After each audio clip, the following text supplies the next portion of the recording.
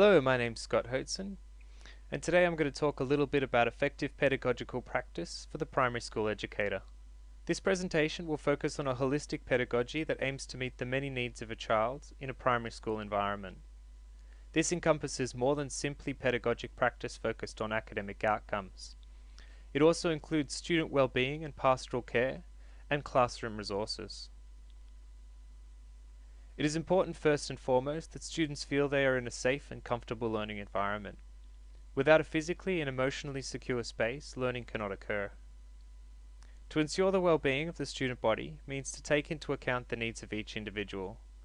A diverse group of students may require consideration to accommodate individuals with medical, psychological, or other special needs, as well as students from different minority groups, socio-economic backgrounds, and students who are learning English as a second language. Rebecca Alba writes on edutopia.org, providing a number of tips to assist in creating a safe learning environment. Some of these are posting student work around the classroom to lend a sense of shared student ownership of the space, and writing with your students, engaging in a set task alongside your students so teacher and student can better relate to one another as they go through the same process. Teamwork, collaborative tasks, and group projects can all also help students develop socially. There are many different small but important ways pedagogical practice can foster social and emotional development among students through interactions with one another and their teacher. A safe and supportive school environment is imperative for effective pedagogic practice. This is documented by the Australian Government's Department of Education in the National Safe Schools Framework, or NSSF. The NSSF describes its vision thusly: all Australian schools are safe, supportive, and respectful teaching and learning communities that promote student well-being. An effective pedagogy by academic metrics most importantly requires effective student engagement. Cognitive learning theory tells us that the first stage of learning is a student's attention to stimuli. Learning begins with the entry of information into our sensory memories before it can be processed and stored in our long-term memories. Thus, gaining and retaining student attention is imperative to the learning process. Effective ways to gain and retain attention are to use stimuli that the student has an emotional connection with. This could be simply using their name or asking questions framed in a particular way that makes a personal connection with the student. Two major functions of a teacher's role are instruction and feedback. Instruction is the initial introduction of information, providing knowledge or skills, whilst feedback is information that can come from many different sources regarding performance or comprehension of the material instructed upon. A teacher or parent can provide corrective information, a peer can provide an alternative strategy, a book can provide information to clarify ideas, a parent can provide encouragement, and a learner can look up the answer to evaluate the correctness of a response. Feedback thus is a consequence of performance. These examples illustrate the purpose of feedback: reducing discrepancies between current understanding and desired learning goals. This evaluation ensures students remain on the prescribed path of learning. A student's personal relationships play important roles in their academic ability.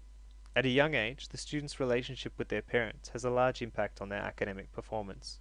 Margaret R. Birchinall and Ellen Peisner-Feinberg write of a student's relationship with their teacher. The relationships that an individual child forms with his or her teachers appear to be a particular important aspect of classroom experiences. It is believed that young children are better able to attend to and learn from adults with whom they have close relationships than from adults with whom they have detached or conflicted relationships. There are several kinds of classroom resources, including the environmental context of the learning environment, physical resources such as books or stationery, and personal expertise from teachers, teachers' aides, teacher librarians, and other support staff. These different kinds of resources work together to facilitate student well-being and pastoral care, and academic goals, as I've previously outlined. Many different environmental factors influence the learning environment. These may be as simple as providing air conditioning during the summer to keep the space comfortable, adequate lighting to focus on reading or writing, or windows to allow natural light into the classroom. Seating arrangements in the classroom can also be important. Chairs and desks may radiate outwards, focusing on the teacher at the front of the class for effective teacher instruction. Alternatively, chairs and desks may be clustered in groups to better enable group work. Allocated seating may be a useful tool to influence social interactions, deterring disruptive interactions, or encouraging students to expand past their current familiar social relationships to include new students. Having the right tools for the job supports effective learning. Ready and organized access to books, pens, pencils, protractors, and all manner of other stationery, as well as calculators, computers, the right software, and other technology enable students. The teacher, his or herself, is perhaps the most important resource a student has access to.